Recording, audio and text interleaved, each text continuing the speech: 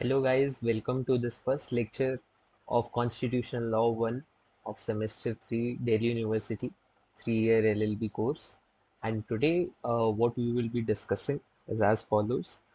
हम कुछ PYQs देखेंगे जो प्रीवियस ईयर क्वेश्चंस आए हैं, ठीक है।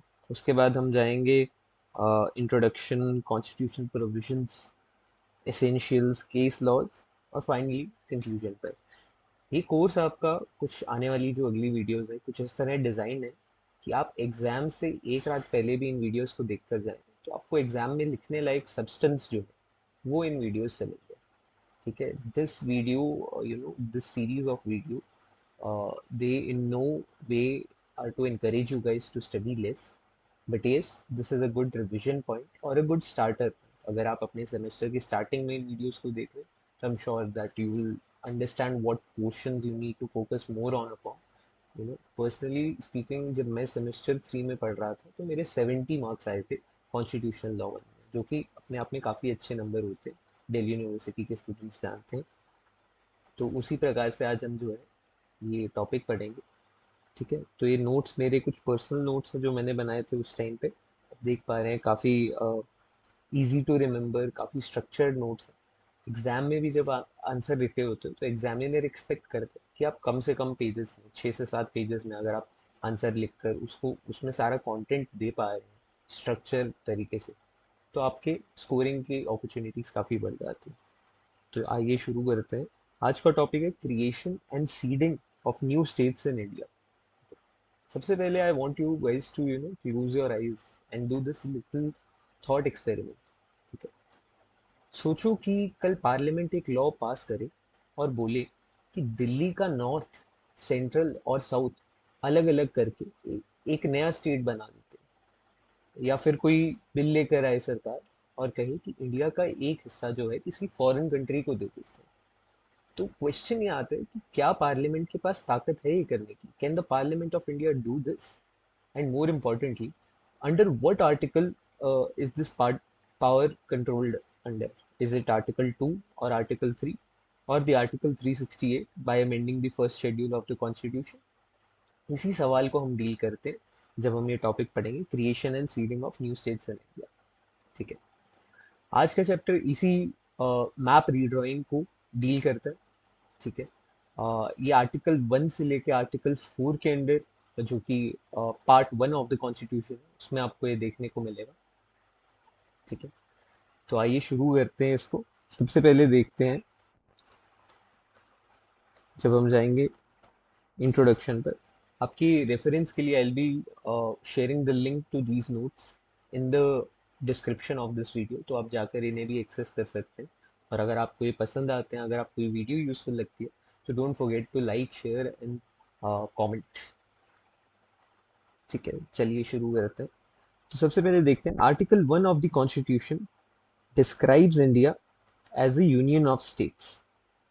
यूनियन ऑफ स्टेट्स जो टर्मिनोलॉजी है वो यूज करी गई है, ना कि फेडरेशन ऑफ स्टेट्स, ठीक है। ये भी बड़े इंपॉर्टेंट फिलोसफी है कॉन्स्टिट्यूशन की कि यूनियन ऑफ स्टेट्स ही क्यों चूज किया गया। वो तब के कंटेम्प्रेरी हालात देखते हुए, हम एक रीसेंट पार्टीशन से गुजरे थे और एक यूनिफाइंग फोर्स तब बहुत ज़्यादा ज़रूरी थी। तो उस समय में यूनियन ऑफ स्टेट्स को प्रेफर किया गया ओवर फेडरेशन ऑफ स्टेट्स। एक फेडरेशन में स्टेट्स की जो यूनिट्स होते हैं, जो छोटे यूनिट्स होते हैं, उनके पास काफ़ी पावर होती है।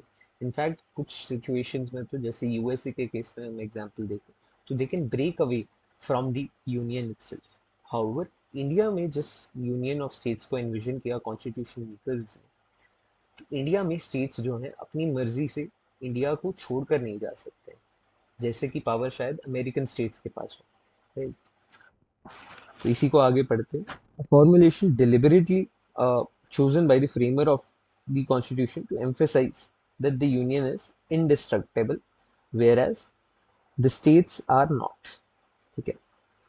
This means that the states can be altered, merged, bifurcated or even extinguished.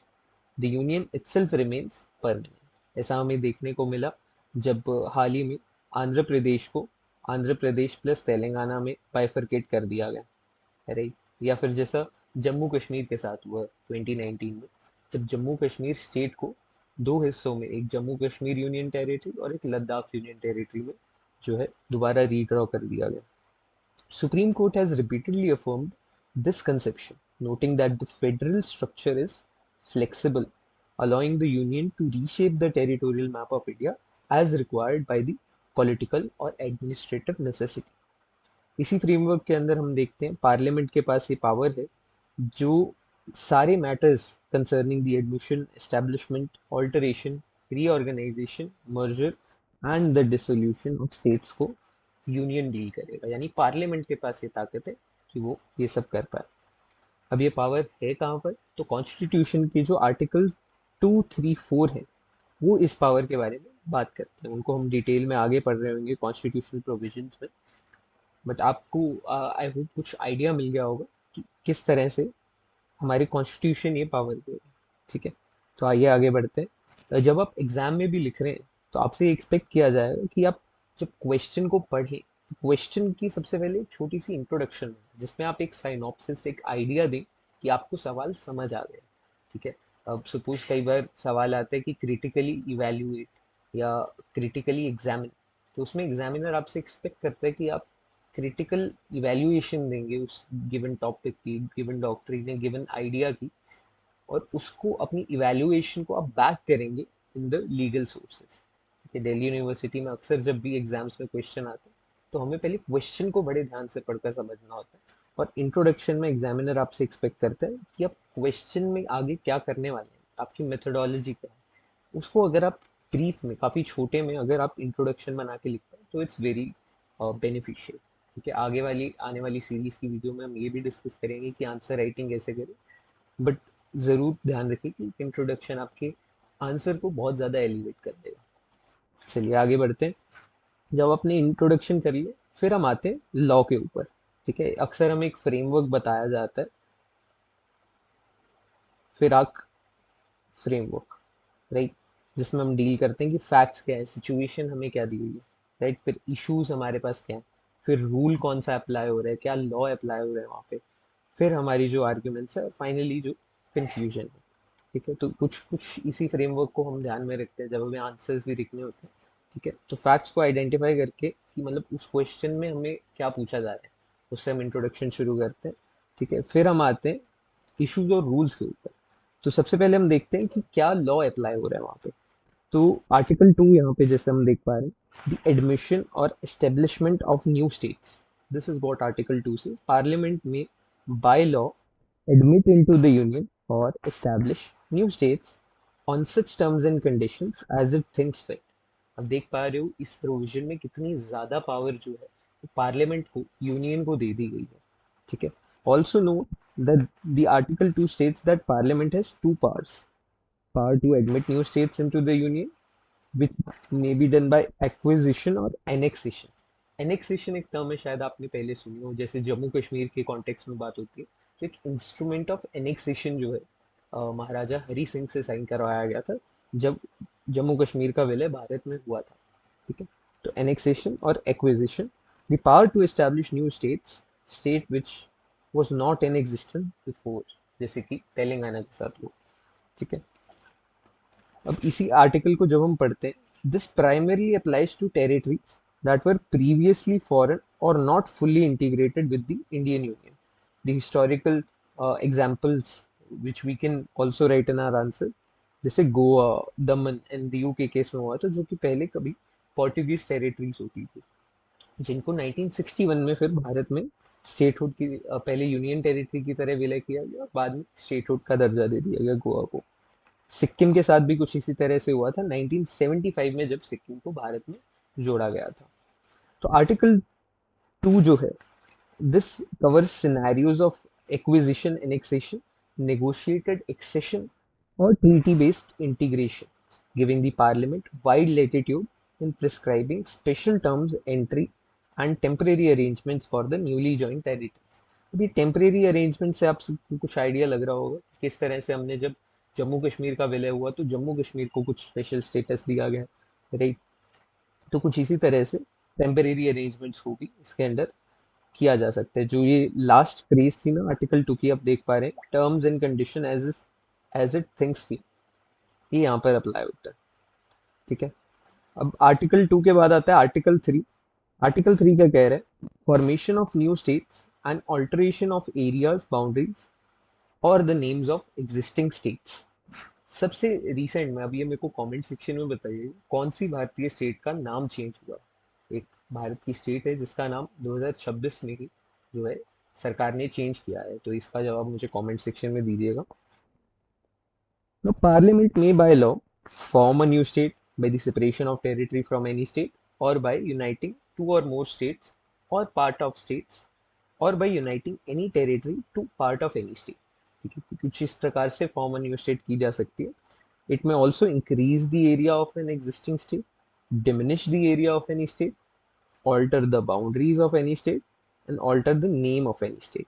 तो ये आपको कमेंट सेक्शन में बताना है कि 2026 में कौन सी स्टेट का जो है नाम चेंज किया गया।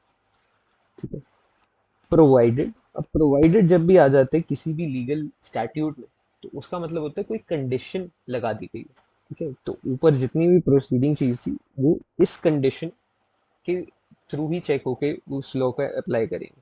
Provided that no bill for this purpose shall be introduce in either houses of the parliament except on recommendation of the president and unless where the proposal contained in the bill affects the area, boundaries or name of any states. This bill has been referred by the president to the legislature of that state। मतलब जो भी state है जिसकी suppose नाम change हो रहा है या बाउंड्रीज ऑल्टर की जा रही है, जैसे आंध्र प्रदेश को आंध्र प्रदेश और तेलंगाना में जो है बाइफिकेट किया जा रहा है, तो ऐसे केस में ये बिल तब तक नहीं आ सकता जब तक प्रेसिडेंट ऐसे बिल को रेकमेंड नहीं करते। ठीक है, और president is has to refer this bill to the legislature of that state. जो पुरानी एग्जिस्टिंग स्टेट थी उसके लेजिस्लेचर को ये रेफर करना होता है उनके व्यूज लेने के लिए। ठीक है, अब जैसे कि आंध्र प्रदेश की केस में भी आप देखेंगे कि ये रेफरेंस के लिए भेजा गया, लेकिन आंध्र प्रदेश के जो असेंबली थी उनका रिस्पॉन्स अफर्मेटिव में नहीं आया था। लेकिन क्योंकि हमने पहले डिस्कस किया था कि पार्लियामेंट के पास ही सुप्रीम पावर है, ये सेंट्रल अथॉरिटी है, इसलिए पार्लियामेंट ने जो डिसीजन लिया उसको फिर इम्प्लीमेंट कर दिया गया। ठीक है, तो ये भी आपको देखना पड़ेगा। Within such period as may be specified as the president may allow in a period which so specified has expired. तो आपको ये देखना पड़ेगा कि यहाँ पे कंडीशन केवल रेफरल की है। अगर यही कंडीशन होती कि उनकी एफर्मेशन ज़रूरी है तो स्टेट्स के पास और ज़्यादा इंक्रीज पावर्स आ जाती, लेकिन क्योंकि यूनियन को यहाँ पर कॉन्स्टिट्यूशनल मेकर्स ने प्रायोरिटी दी है, तो इसका मतलब है कि केवल रेफरेंस से ही काम चल जाएगा। ठीक है, अब एक्सप्लेनेशन दो साथ में दी गई है कि in clauses A to A state includes a union territory. तो यूनियन टेरिटरी का कोई अलग से आर्टिकल नहीं है, यूनियन टेरिटरी को इसी में हम रीड कर लेंगे। But in the proviso state does not include union territory. इसके लिए ऑब्वियस रीजंस है, कई यूनियन टेरिटरीज ऐसी हैं जिसके पास लेजिस्लेचर ही नहीं है, राइट? तो उसके लिए यहाँ पे प्रोवाइजो में स्टेट को स्टेट ही पढ़ेंगे। फिर the power conferred on Parliament by clause A includes the power to form a new state or union territory by uniting a part of any state or UT to any state or UT। तो ये दो explanation हमें article 3 के साथ पढ़ने को मिलती है। और फाइनली जो है हम आते हैं जब, जैसे कि ये आप देख सकते हैं कि आंध्र प्रदेश की लेजिस्लेटिव असेंबली ने डिसेंट एक्सप्रेस किया था तेलंगाना के फॉर्मेशन में 2014 में, लेकिन सरकार ने इसको जो है ओवर करते हुए एक तरह से union government went ahead with their proposal of creating Telangana. इसके आगे देखते हैं article 3 applies only to states. ठीक है, ये जैसे हमने पढ़ा था एक्सप्लेनेशन 1 को ही यहाँ पर लिखा गया। अब इसको थोड़ा और पढ़ते हैं इस आर्टिकल के बारे में क्या लिखा हुआ है। Talks about the formation of new state out of the territories of existing states. ठीक है, authorizes the parliament to make the laws to increase or decrease the area of any state। The conditions laid down for making such a law are: first, no bill shall be brought except the recommendation of the president। तो president ही recommend करेंगे तब ऐसा bill लाया जाएगा। Finally, if the bill affects the area, president is required, condition है, requirement है, to refer the bill to the legislature. ठीक है, तो रेफर करने की कंडीशन है so affected for expressing its views within the period specified by the president. ठीक है. If the legislature fails to express its opinion within that time limit which is prescribed, it shall be deemed to have expressed its opinion. तो state legislature indefinitely भी नहीं बैठ सकती हैं इसके ऊपर. टाइम लिमिट प्रिस्क्राइब की जाती है प्रेसिडेंट द्वारा वो रिप्लाई के लिए या ओपिनियन के लिए. ठीक है. Parliament is not bound to accept or act on the views of the state, जैसे कि 2014 में आंध्र प्रदेश के साथ हुआ. Even if the state has submitted its view in the period of time, this procedure is not even required to be followed for the UT, जो कि हमें explanation 2 में पढ़ने को मिला था. ठीक है. इसको आगे पढ़ेंगे. Such a bill needs to be pass by a simple majority. ये बहुत ही इंपॉर्टेंट चीज़ है. ठीक है. जितने भी लोग दिल्ली यूनिवर्सिटी एग्जाम्स के लिए इस वीडियो को देख रहे हैं, पढ़ रहे हैं, ये पॉइंट अगर आप लिख देंगे तो एग्जामिनर को पता लगेगा कि आपको इन डेप्थ नॉलेज है इसके बारे में. राइट. कि सिंपल मेजॉरिटी चाहिए. अब आप सोच रहे होंगे कि अगर हम इंडिया में कोई टेरिटरी ऐड कर रहे हैं तो आर्टिकल 368 कहता है कि कॉन्स्टिट्यूशनल अमेंडमेंट बिल्स के लिए 2/3 मेजोरिटी चाहिए, ये स्पेशल मेजोरिटी चाहिए. लेकिन और हमारा जो कॉन्स्टिट्यूशन है, कॉन्स्टिट्यूशन में फर्स्ट शेड्यूल जो है कॉन्स्टिट्यूशन का, वो बता रहा है कि भारत की स्टेट्स के नाम क्या है, वो कौन सी टेरिटरीज हैं जो यूनियन ऑफ इंडिया को जो है कंपोज कर रही हैं. अगर हम शेड्यूल 1 को बदलते हैं तो ये तो मतलब वो कॉन्स्टिट्यूशन को अमेंड करना. तो आर्टिकल 368 के अंदर तो हमें ज़्यादा वोट चाहिए थे, लेकिन इसी चीज़ को ओवरराइड कर रहा है हमारा अगला प्रोविजन जो अभी हम पढ़ेंगे. ठीक है. जिसे हम आर्टिकल 4 में पढ़ेंगे, जो हमें बताते हैं कि हमें केवल एक सिंपल मेजोरिटी चाहिए ऐसे बिल्स को पास करवाने के लिए. ठीक है. इसमें कुछ एडिशनल चीज़ें जो आप पढ़ सकते हो. ठीक है. एग्जाम पर्सपेक्टिव से अभी ये इंपॉर्टेंट नहीं है, हम केसेस को भी आगे पढ़ेंगे. ठीक है. चलिए. Article 4 completes the territorial code by allowing the laws made under Article 2 and 3 to include supplemental, incidental or consequential provisions, particularly amendments to the first schedule. तो यहाँ पर जैसे हमने डिस्कस करा कि फर्स्ट शेड्यूल को जब अमेंड किया जाता है, और फोर्थ शेड्यूल, तो फोर्थ शेड्यूल क्या है, राज्यसभा की सीट एलोकेशन. इसको याद करने का एक तरीका है tears of old PM. Tears of old PM एक अलग से हम वीडियो एक दिन बनाएंगे फॉर रिमेम्बरिंग द 12 शेड्यूल्स. ठीक है. तो 1, 2, 3, 4. तो फर्स्ट और फोर्थ की हम बात करें, territory of India and the Rajya Sabha seat allocation. तो ये है शेड्यूल्स. अब article 4 crucially declares that such laws shall not be deemed amendment of the constitution for the purpose of article 368. This means territorial restructuring जो होगी, it does not require a special procedure for the constitutional amendment. A simple legislation suffices. ठीक है. It is enough for that. This reinforces the framers intention that the territorial map of India should remain flexible and adaptable to the future political, linguistic and administrative needs. ठीक है. अब एक बार इसको revise कर लेंगे. अभी तक हमने क्या पढ़ा लॉज में. We studied that article 2 talks about the admission and establishment of new states. ठीक है. ये पावर जो है आर्टिकल 2 से मिलती है सेंटर को. फिर हमने देखा आर्टिकल 3 किस तरह से इसी के प्रोसीजर के बारे में बात करते हैं कि जो पावर है नई स्टेट बनाने की, इंक्रीज, डिक्रीज, ऑल्टर या नाम ऑल्टर करने की स्टेट के, वो किस तरह से पार्लियामेंट के पास है. और फाइनली आर्टिकल 4 में ये क्लैरिफाई किया जाता है जो सप्लीमेंटल एंड कॉन्सिक्वेंशियल प्रोविजंस है, कि किस तरह से केवल एक सिंपल मेजोरिटी चाहिए होती है और एक स्पेशल मेजोरिटी नहीं चाहिए होती. ठीक है. तो आज हमने इतना डिस्कस कर लिया. अब इसी वीडियो के पार्ट 2 में हम डिस्कस करेंगे जो इम्पोर्टेंट केस लॉज है, जो इम्पोर्टेंट चीज़ें आप एग्जाम पर्सपेक्टिव से और ऐड कर सकते हैं इस आंसर में. आई होप कि आपको ये वीडियो अच्छी लगी हो. अगर अच्छी लगी है तो प्लीज़ लाइक कीजिएगा, अपने दोस्तों के साथ शेयर कीजिएगा और सब्सक्राइब कीजिएगा. आपके सब्सक्राइब करने से हमारे चैनल को काफ़ी सपोर्ट होती है. तो thanks for watching. Hope to see in the next video.